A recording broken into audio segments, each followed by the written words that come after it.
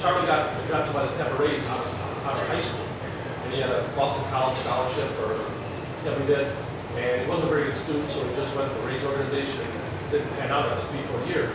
But every one of his high school teammates said they couldn't talk to him, because by the time he got to high school, he was just, I'm much better than you. The media's here, the scouts, you know, and he goes to a place like Germantown, who now, my friend Neil just said, that now they have a great basketball team. They won the state title how many years? When you're in Little League, when you're AAU basketball, like 11, 12, they say you're playing basketball. You can't play baseball. Yeah, and that's a mistake. But this kid, and I see him now, and I see Kevin now. He's doing some other stuff. He's gonna go back to school. But he even said, he goes, I was always told that I was the best. I had a 91-mile-an-hour fastball in high school, but that didn't really cut it once he got to the Rays organization. And the Rays, as you know, has great pitching prospects. You know, but I just think if you were better on a team where you had kids that maybe weren't so good, or kids that had different characters, not just all big egos of kids that are being, like you said, you help out. It would have helped them. I think it does. I think it helps you out when you're the best and you learn how to make your teammates better. So that we have an example of my family with that. My little brother Ozzie grew up in Miami. He went to a high school called Pace High School, which is a Miami powerhouse. But Miami baseball is like Friday Night Lights. You're a star. You know, he's played guys like Hosmore, and you look at the roster, it's just ridiculous. But out of as many great players that have played there, not a lot of guys have panned out in the big leagues. Hosmer, for example, he has. A lot of other guys, they get to the minor leagues and they fizz out. Because when they're in Miami, they're gods. My little brother was like a pace god. Like, I can do no wrong. I can't, you know, I compete, I'm the best at what I am. And that's not reality, because your head, you start believing your own hype. You start getting fat, start working out, and he had to go through a transition of finding out who he really was, because when he didn't get drafted in 2 drafts, it was like, oh, wake up call, I'm really not that good. So I think that's the belief, I think, of you believing your own crap, basically, that you're that great, and everyone's telling you, like, you're going to make, who's seen here in Trouble with the Curve? The movie. So the kid in the movie, you know, I'm going to be signing $1 million bonus. That's in the movie you're like, oh, that's probably fake and stupid, but it's true. And I think scouting, one of the parts that numbers, and wrapping it up, one of the things that numbers don't show you is that. Like if I'm giving a kid and you're my first round pick, that's a mistake that every baseball team makes. You get 1 pick. That pick needs to be in the big leagues within the next 2 years, 2 to 3 years, for your machine to keep rolling. And this is the United States of America. You're probably going to find a really good number 1 pick. But when I get that number 1 pick, I'm going to know everything that you do. I'm going to know who your friends are, what your parents do, who you're hanging out with, what you're smoking, what you're drinking, how you acted in the past, what's your background. People just think, oh, he's not a criminal, he's good. No. Do his homework. Like, does he need his mom and dad to be there with him? Because he's been babied his whole life. You need to find out your first round pick, what this person needs in order for you to invest that much money in them. Numbers can't show you that. And that's when I think teams make a huge mistake. Which I think that, you know, sometimes they draft these guys that are like head cases, uncoachable, and they can't get developed. And that's the other reason I think there's a big difference in teams. Everyone gets a first rounder. For example, everyone passed up on Mike Trout. A lot of people did. But there's a bunch of guys that got drafted before Mike Trout that are not as good as Mike Trout. It wasn't a mistake that the scouts made. That's just how it comes out. I think baseball has a huge mistaken philosophy. So in my opinion, your best coach should not be in AAA. Your best coach should be in rookie ball. Your rookie ball manager should make more than your AAA manager, because you're developing. Some teams have this system. Minnesota, Atlanta Braves, they have their best coaches in their opinion, because when guys come in, that's going to be their first professional coach. So they develop really, really well. And then they can trade and do all that. I think development in baseball is something that people don't really look at. I think the White Sox and the Cubs have been doing a great job now of developing their own talent way better with the changes they've made. But that's one thing that people don't see in competition. How good am I developing the guys that I bring in? Because I can bring in the best, you know, the best prospect in the country. If I don't develop him, he's not going to come out to nothing. Any more questions? No? Just to piggyback what you said about putting your best coaches at the lower levels. About a month ago, the White Sox hired the Arizona State head coach, and then they assigned him to A-ball, and they kind of shuffled around their managers. Do you think that's why they did that? Because he might be able to work with younger players better, or? Maybe. I have to see. The White Sox tend to do a lot of things that sometimes I don't understand. You don't see that very often. You don't see college coaches go to the pros. Maybe they're looking, maybe they're looking at that diagram. I don't know. I don't even know. I know Nick Capper runs the minor league system for the White Sox, and Buddy Bell. They're both, I think, great baseball minds. I think Nick is. I think if they're doing it, they must be doing it for a reason. And I want to see how good this coach is going to do, which I hope that he does well. Because college is one thing. When you're in college and you have 25 players, and you're like, okay, everyone has to run through that wall. You just do it because you don't know any better.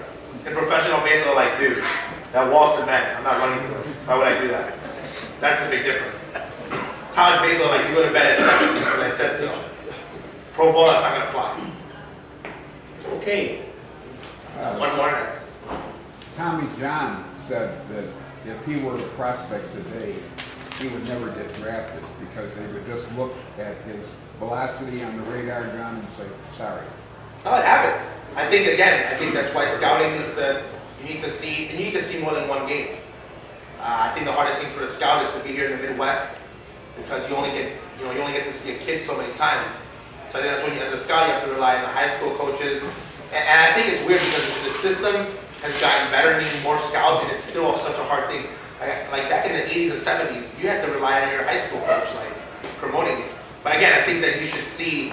I think that a lot of scouts just cross kids off. I'm going to give you the last thing on scouting. David Eckstein got passed up by every team in the Major League Baseball. Got picked up by one team. And I asked my scout instructor when I went to scout school, what's the #1 guy that you missed on? And he said, David Eckstein. I said, really? He said, yes. I went to every single game the University of Florida had. They've had great players in that team that Eckstein was on. And he never wrote a report on David. Then when he went back and David got drafted, he was like, what? Went back and looked, and in every report that he had written for everybody else, David was scoring in every single game.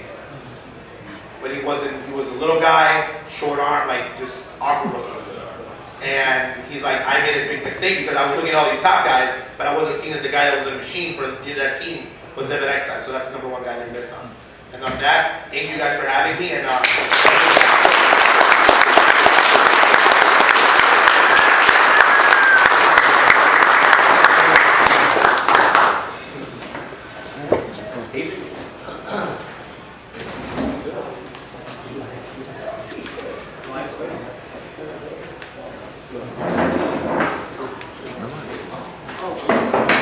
See, we've got multi-states here now.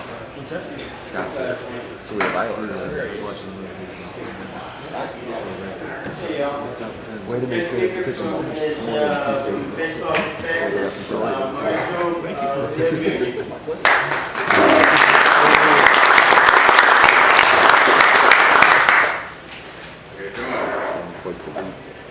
Thanks, Ozzie, for making it tough to follow you up.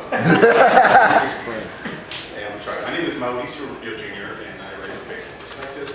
Some of you might know me from Twitter and from Cubsden, and for those of you who've known me for a little bit longer, I apologize.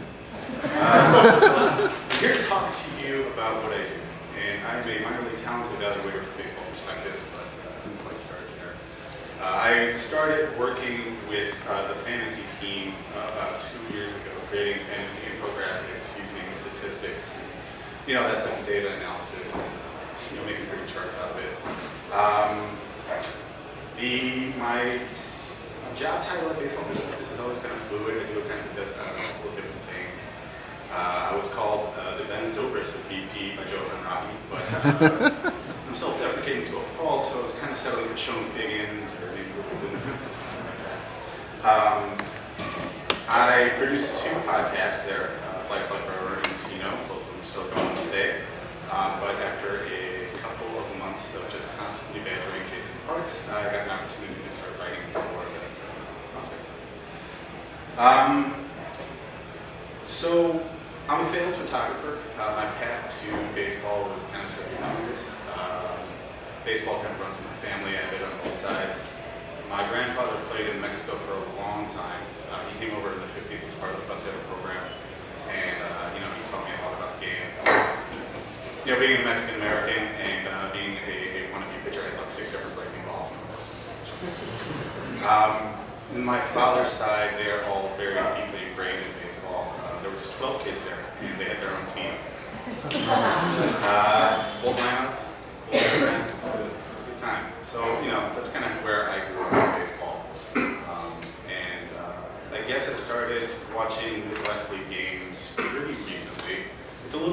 year, especially in April, because the hitting conditions are just not very good.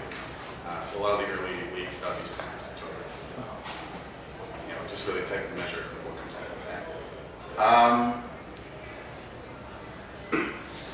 So yeah, some of the guys that where my coverage is that we pretty much do everybody who's in the Midwest League. We get down to Houston like once in a while.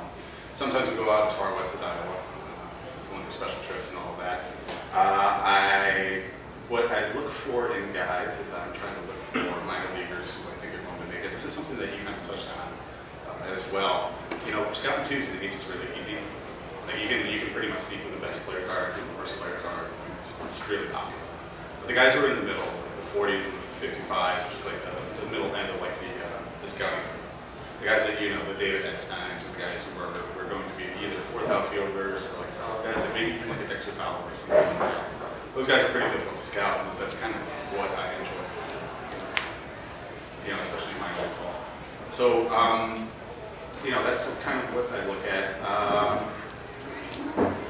Kind of also getting into the statistics of minor league ball, something that I think has become a little bit more important is that we kind of have to meld both of the ways that we look at players. So there's obviously a heavy bent on analytics, especially at the major league level, and I think we're starting to see that there's more people are trying to find patterns and different types of metrics that you can use at the minor league level. But I think ultimately, especially at the low A level, and especially at King County, especially in the Midwest League, we really do have to put more emphasis on scouting. I think that's something that, I think people concentrate on the guys who's hitting 300, and they're not really concentrating on the guys who are, maybe not quite that good, but are still putting together good at bats, or, really driving the ball still, because you do have to look at a couple of different factors. I think this is something that we saw, especially with the King County team this year. There are a couple of older guys. I mean, that was a very, very good team, but maybe there's like 2 or 3 different prospects there. So, I think age relevance to is very important, and I think that just only looking at results, only trying to find like a saber bent to it is probably not the best way to go. So yeah, I follow kind of that. And yeah, so I think also the other thing that we kind of get into really heavily is I think there's a huge mechanical movement at scouting as well. So we kind of look at we look at mechanics a little bit too much. Like this is kind of what this guy's doing with this, or he's barring out over here. And I think especially for hitters, what you really want to be looking for is how the ball comes off the bat, and especially for pitchers, what comes out of the hand. Like does this guy have feel for pitching? Does this guy move the ball around? Does this guy have good manipulation on the baseball? Does he pitch? And you can teach mechanics, you can even fix it, but you can't teach 95. You can't teach a hell of a curveball. You can't teach feel for a barrel or anything. So yeah, I mean it's pretty much a short speech there. I guess I'll open it up for questions. So if you go to King County, what's a typical day like at King County if you were to go there? Do you put yourself in one spot? Are there different things you're trying to accomplish while you're there? It depends. I guess if I'm going to walk through you for a typical day, what I do is I pick 2 pitchers and I pick 2 hitters that are really want to start getting watched. And what I do is I start out behind home plate, make sure I get the pitchers first, and get a real feel for what the mechanics are. And I'm sorry, even before that, what I do is I go into the bullpen. I try to get the pitchers from the side view, try to get the pitchers from behind, just get an idea of what they're doing, and mechanically what's going to look like, when the ball's coming out, and different slots and all that. And then I go behind home plate just to see what the stuff is. Because when you're behind home plate, it looks so different. I got to see Chris Sale from behind home plate pretty recently. That's not the slider that just you don't really get a full appreciation of how much sweep there is in the slider, the way that it just kind of moves across. It's intense. So you want to start out. What I do is I start out behind home plate, and then I get the side views for the hitters. You get plate coverage for the hitters from behind home plate, but I get side views to see what the barrel's doing and what the sweep's doing, how they feel. For some of the pitchers I try to get behind, because one of the big things is that velocity is pretty important for us. But the thing that we really like is deception and arm action back here. So if you're showing the ball for a long time, that's obviously a problem. We call that stab or punch or whatever. So if you're dropping the ball down here, and the batter can pick that up pretty easily. That's something that we want to avoid. And then just deception and arm action. Clean 3/4. Clean, very easy. Delivery in there. That's something that we're looking for as well. So Kane County had this incredibly successful season, clearly driven by this starting rotation. Who do you think are the one or two guys from that rotation that have a reasonable chance of ending up at Wrigley? They had a lot of good guys. There was one guy who kind of just passed through, and that's Pierce Johnson. I think he's clearly the Cubs' best pitching prospect. He's 92, 94, mid-90s. He's got a really good arm side run. He's got a really good feel for the strike zone. He knows where he wants to put things. There's some things that he has to clean up in order to get the command where he wants it to be. But he's got a real good curveball. I think he's really good. Jed Hosang is one of the Taiwanese pitchers. He's got a solid build. I mean, he's projected that he's maxed out physically. There's not a whole ton of projection there. But he can move the middle around a lot. He's got really good command. He's got a very good fastball. And I like his breaking ball and changeup is coming along pretty nicely. So those are the top two. Dari Torres, he's a little bit less talked about. I think he's probably got a little bit of a more of a relief profile. I've seen him a couple times. I've seen him quite a bit actually. And, he's got nice stuff. The fastball runs off pretty well. The slider wants it to be a little bit better. He's also toying around with the cutter that he wants to throw some like left-handed batters or whatever. But he kind of wears down a little bit in the middle innings. But it's a major league arm. So I think those are the guys. Paul Blackburn's also probably got a back of the rotation type of future as well. So I think for me, it's Johnson, it's Sang, Blackburn, Underwood's in the mix as well. He's a very, very good pitcher with really good arm action. He's lightning whip. That's the other thing that you can't teach. Is like when the whip, it's a pretty good indicator of velocity. He's got a really good one. What do you start to see the pitch FX data work its way down to the lower levels? Is it even there yet at all? Is it in its infant levels or? It's definitely there. Pitch FX is pretty popular, especially with the Cubs. If you ever really look at King County, you can see the two cameras that are up in where the suites are. They have the pitch FX data. I'm pretty sure it's in South Bend as well. Once you start getting into rookie balls, a little bit dodgy. But the good organizations like the Cubs, I think the White Sox are pretty big on it as well. The pitch FX data is pretty popular for the minors. What's your dream job in baseball? It's the scout, one cover area. It's absolutely